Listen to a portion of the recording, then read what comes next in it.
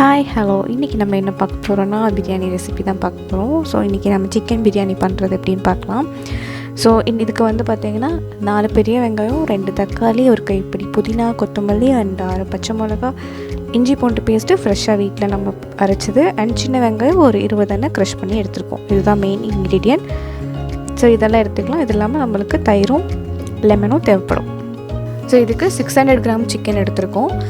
Rice வந்து 1/2 kg 500 gram எடுத்திருக்கோம். Chicken அளவு வந்து கொஞ்சம் ஜாஸ்தியாக இருந்தால் பிரியாணி ஃப்ளேவர் நல்லாயிருக்கும். அதுக்காக இப்போ வந்து ரைஸ் எடுத்துக்கலாம். இது வந்து சீரக சம்பா ரைஸு. இதை நாங்கள் வாஷ் பண்ணிவிட்டு தண்ணி ஊற்றி ஊற வச்சுக்குவோம். இது பிரியாணி செய்ய ஸ்டார்ட் பண்ணும்போது ஊற வச்சா கரெக்டாக இருக்கும். இப்போ நம்ம ஒரு கடாய் எடுத்துக்கலாம். அதில் வந்து ஆயிலு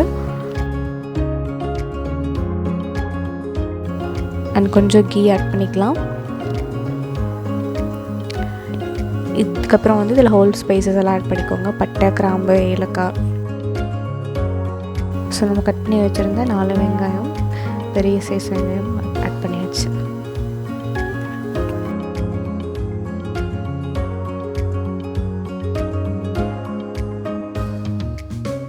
ஸோ நம்ம கட் பண்ணி வச்சுருக்க வெங்காயம் அண்ட் அதில் கொஞ்சம் வதங்கிறதுக்காக உப்பு சேர்த்து நல்லா வதக்குங்க.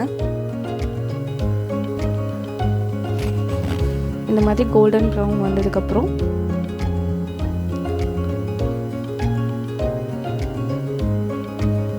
ஒரு ஸ்பூன் மிளகாய்த்தூள். இதில் இந்த டைமில் சில்லி பவுடர் ஏன் ஆட் பண்ணுறோம் அப்படின்னா, இது பிரியாணிக்கு ஒரு நல்ல கலர் கொடுக்கும். இந்த டைமில் ஆட் பண்ணிங்கன்னா தான். ஸோ இப்போ ஒரு சில்லி பவுடர் வந்து 1 ஸ்பூன் போட்டு மிக்ஸ் பண்ணிவிட்டு நம்ம அரைச்சி வச்ச இஞ்சி பூண்டு பேஸ்ட்டு, இதுதான் மெயின். நீங்கள் ஃப்ரெஷ்ஷாக அரைச்சி சேர்த்திங்கன்னா இந்த ஸ்டேஜ்லேயே உங்களுக்கு நல்ல ஸ்மெல் ஃபீல் ஆகும்.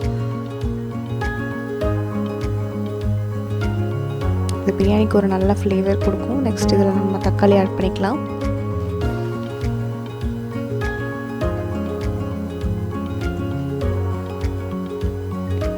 இதில் 6 பச்சை மிளகா, சின்ன வெங்காயம் நம்ம க்ரஷ் பண்ணி வச்சோம் இல்லைங்களா 20 கிட்ட, அதை நம்ம ஆட் பண்ணிக்கலாம்.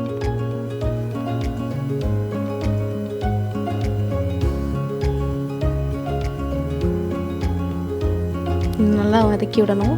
இது என்ன பிரிஞ்சு வரும் பார்த்திங்களா, அந்த ஸ்டேஜ் வரைக்கும் நல்லா வதக்கிட்டு இப்போ இதில் புதினா ஒரு கைப்பிடி அண்ட் கொத்தமல்லி ஒரு கைப்பிடி ஆட் பண்ணிக்கலாம். ஆட் பண்ணிவிட்டு இதையும் நல்லா வதக்குங்க. இதுதான் நம்ம ஃப்ரெஷ்ஷாக வீட்டில் அரைச்ச பிரியாணி மசாலா. பிரியாணி மசாலா ரெசிபி எங்கள் லிங்க்கில் கொடுத்துருக்கேன், செக் அவுட் பண்ணி பாருங்கள். இப்போ நம்ம இது கழுவி வச்சுருக்க சிக்கன் இதில் ஆட் பண்ணிக்கலாம்.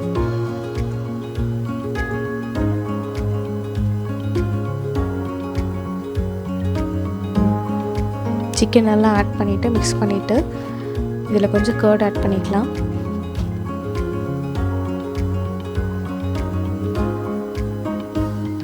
கர்டு வந்து சிக்கனை கொஞ்சம் சாஃப்ட் பண்ணும். ஸோ பிரியாணி சாப்பிடும்போது பீசஸ் நல்லா ஜூஸியாகவும் சாஃப்டாகவும் இருக்கும். ஸோ நல்லா மிக்ஸ் பண்ணி விடுங்க.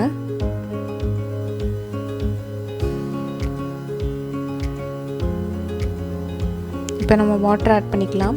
நீங்கள் 1/2 kg ரைஸ் எடுத்தாலும் அதை நீங்கள் டம்ளரில் தான் அளந்து போட்டிருப்பீங்க. ஸோ ஒரு டம்ளருக்கு 2 டம்ளர் தண்ணி.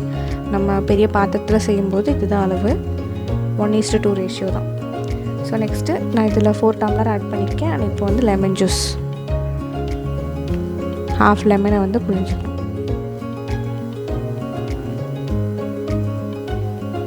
சால்ட் செக் பண்ணிவிட்டு கொஞ்சம் வேணால் ஆட் பண்ணிக்கோங்க. அண்ட் இப்போ நம்ம ரைஸ் ஆட் பண்ணிட்டோம். ரைஸ் ஆட் பண்ணி லிட் க்ளோஸ் பண்ணி எடுத்திங்கன்னா லைட்டாக ஜென்டலாக மிக்ஸ் பண்ணணும். ஸோ தம் போடுறதுக்கு வந்து பார்த்திங்கன்னா அந்த தண்ணியும் ரைஸும் ஒரே லெவல் வந்ததுக்கப்புறம் கேஸ் ஆன் பண்ணி தனியாக ஒரு தோசைக்கல் வச்சுக்கோங்க. அந்த தோசைக்கல் ஹீட் ஆனதுக்கப்புறம் கேஸை ஃபுல்லாக சிம் பண்ணிவிட்டு அதில் இந்த பாத்திரத்தை தூக்கி வச்சு நல்லா க்ளோஸ் பண்ணி மேலே வந்துட்டு ஒரு வெயிட் வச்சுருங்க. ஸோ க்ளோஸ் பண்ணுறதுக்கு முன்னாடி உங்கள்கிட்ட வாழையில இருந்துச்சுன்னா அதில் கொஞ்சம் நெய் அப்ளை பண்ணி பிரியாணியில் க்ளோஸ் பண்ணிவிட்டு அதுக்கப்புறம் நீங்கள் லிட் க்ளோஸ் பண்ணி வச்சிங்கன்னாலும் ஃப்ளேவர் சூப்பராக இருக்கும். ஸோ ஒரு 13 மினிட்ஸ் கழித்து பார்த்தீங்கன்னா உங்கள் பிரியாணி ரெடி.